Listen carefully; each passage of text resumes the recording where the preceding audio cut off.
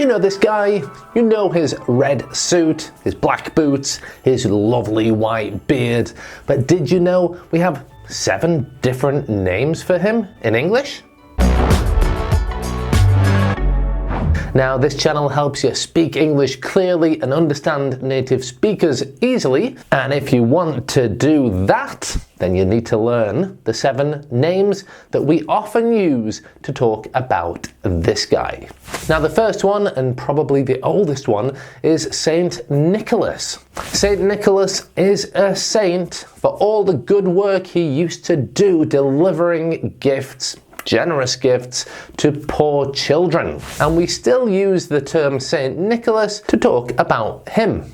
Now, the name for Saint Nicholas and the pronunciation of that in Dutch, that's the language they speak in the Netherlands, the pronunciation is Sinterklaas. And from that, English got the word Santa Claus. Sinterklaas, Santa Claus, one evolved into the other, and Santa Claus is one of the most common names we use for him in modern English. Now, a shorter version of Santa Claus is simply Santa. That's the one that I normally use, Santa, but I believe it has its origins in American English. A more British English name for him is Father Christmas, and I seem to remember when I was a kid, I always used this name, Father Christmas. Now, Father Christmas is the literal translation of the name that many other languages use to talk about Santa. We have Père Noël in French, literally Father Christmas. Papa Noel in Spanish, similar. Babbo Natale in Italian. And I believe it's Papai Noel in Portuguese. What about you? Do you have a literal translation of Father Christmas in your language? Let me know in the comments. Now, number 5 is more common in American English, in the States and in Canada. And this is Kris Kringle. Kris Kringle. And the origins of this come from the German word Christkind, which means Christ child. So this obviously has a more religious origin than some of the other names that we have for Santa.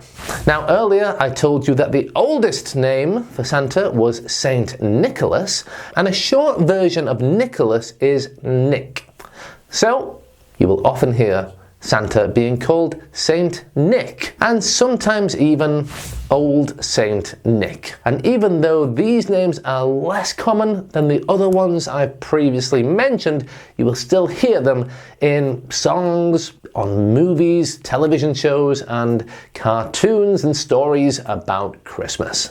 Listen, before I go, at this time of the year, I always like to give you, my YouTube viewers, my personal thanks for all your support over the past year. You really help make the world seem a much smaller place to me. I love reading your comments from every continent of the world, and I love your dedication to keep learning English with me.